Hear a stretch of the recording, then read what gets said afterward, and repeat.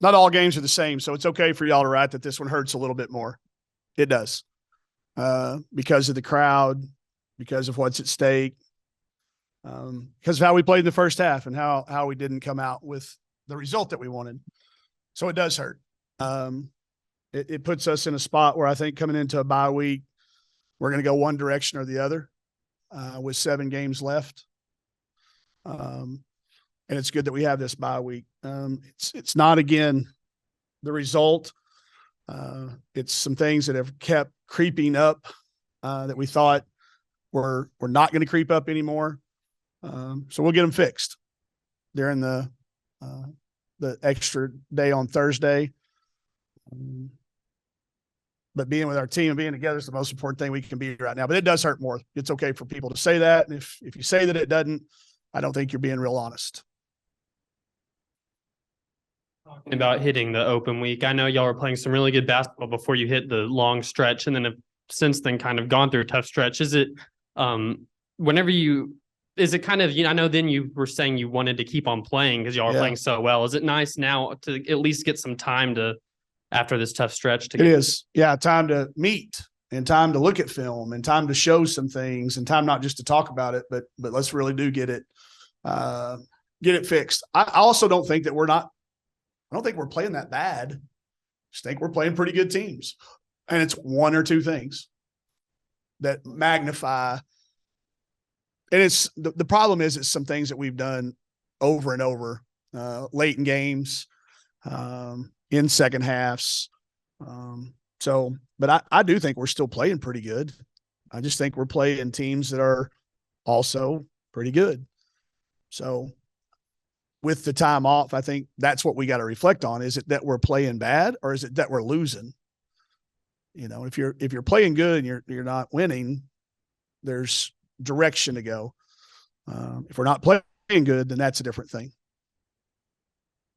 Y'all were tied at the half rebounding with Ole Miss, ended up losing the rebound battle by 17 and outscored 21-3 on second chance. Just how big was that, kind of losing the rebound? Difference in the game. I mean, again, we can't lose the rebounding by the same number of turnovers. Like, we had 17 turnovers again. If that number stayed like it was in the first half, which was low, you can survive being out rebounded, but you can't do both of those things. For us, we can't. Some teams can, we can't. I just thought that they came out in the second half. They looked like a completely different team. I mean, I think they came out, and that was the team I expected to see in the first half. That team.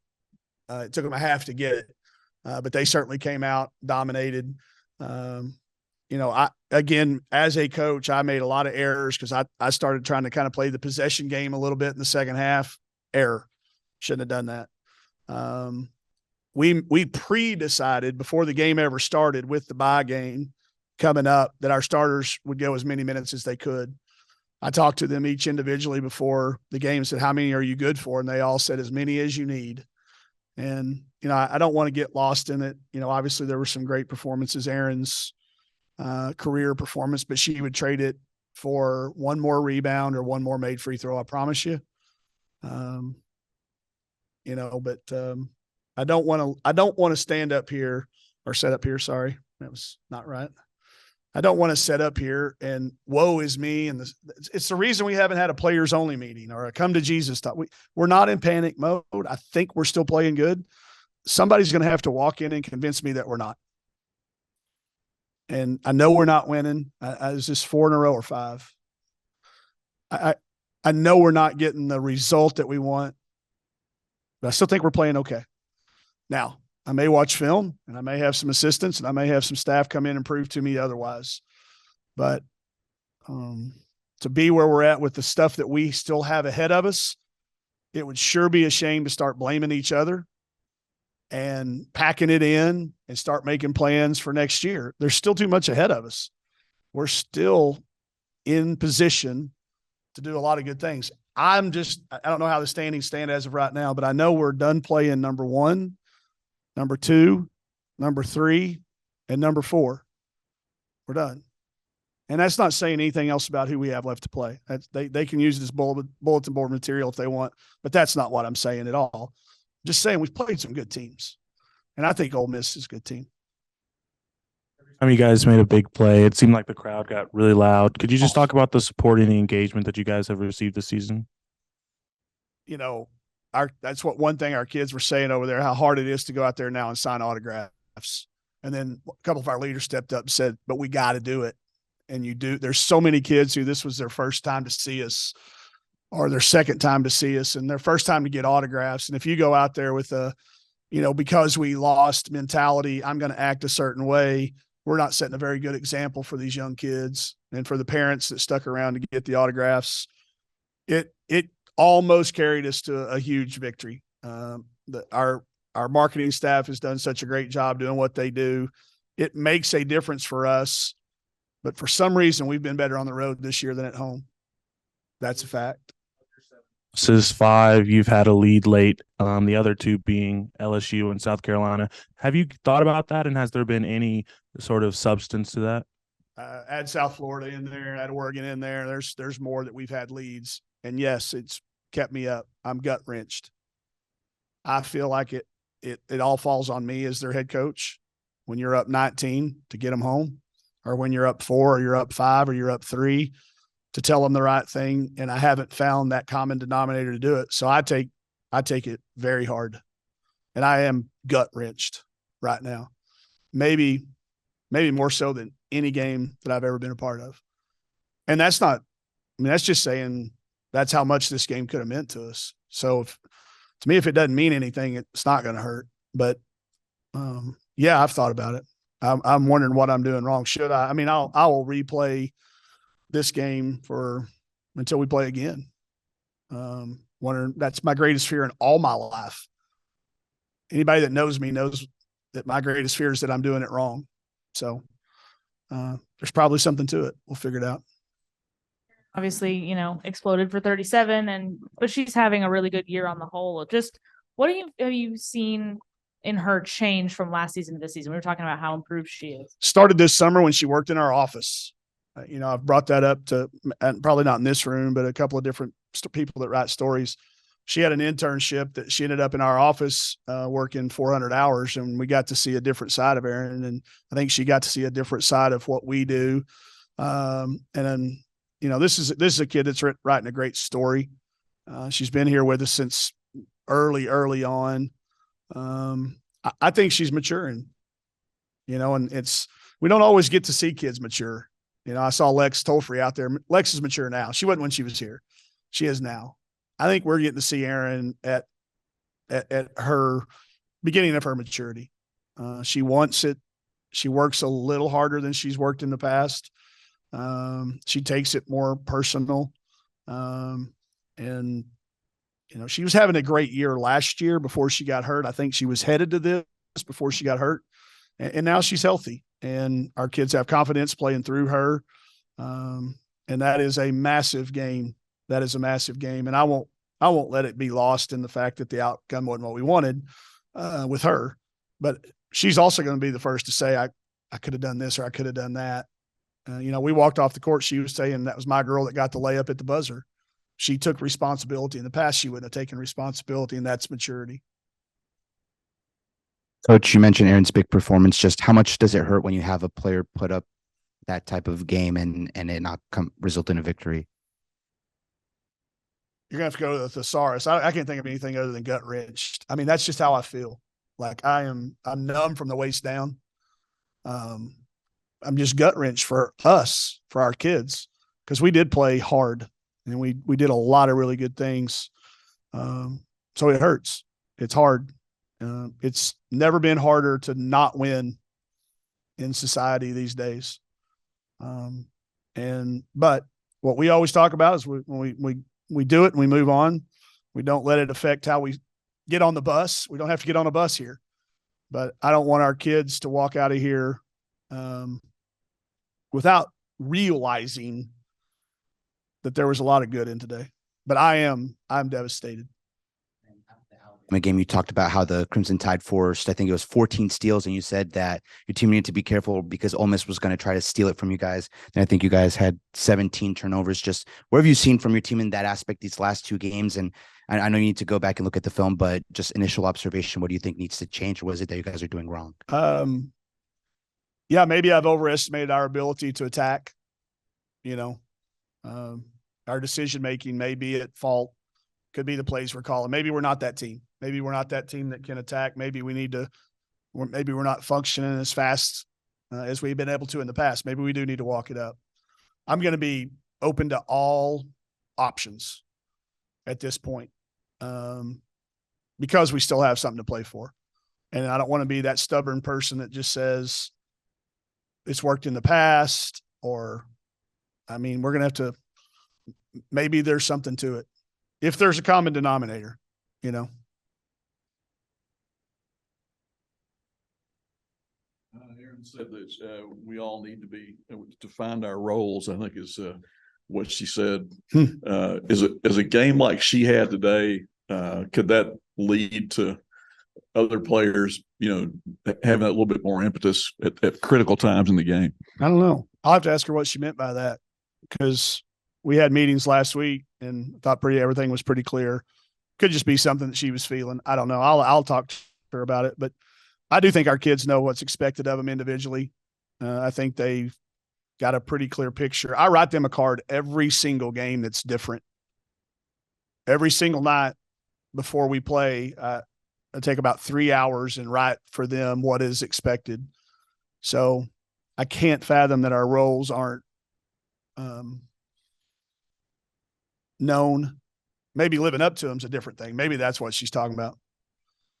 Maybe that's what she's talking about. Here's what I think she's talking about, because I know Erynn. This is what I feel. Our behaviors have to match up with our desires. If we want to handle the ball, we need to work on ball handling. If we want to shoot the ball, probably need to be shooting extra. If we want to be the lockdown defensive player, we probably need to be watching more than 11 minutes of film that week. You got these little devices that tell us how much film they're watching. My guess is that's what Erynn's talking about. That's what I'm thinking. There's a lot of people that want a lot of things and talk about a lot of things, and then, do our behaviors match up? Are they identifiable? Dorita, you were in here and you're nodding. You think that's what she meant?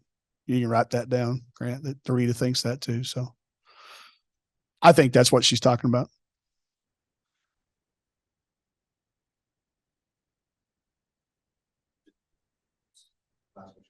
What was your message to the team after? I hadn't talked to them yet. They're still out there signing autographs. I just told them, go sign autographs, put a smile on your face. We'll talk in a minute. It will be that, again, just like it's always been, where we are, where we've been, where we're going. Keep them informed that this is just another missed opportunity to knock off a team that was ahead of us in the net, that was ahead of us in the standings. It's not an upset to me. We just, so I will make sure they know that. And it's nothing more than an opportunity that we won't get back. And that if you keep letting opportunities go later in your life, you'll have regrets. And I don't want them to have regrets. As long as we're doing everything we can do in losing, fine. But if what Erynn's talking about and what I think and what Mr. Rita agrees with, who's watched us play as much as anybody, some of our behaviors probably need to start lining up with our expectations.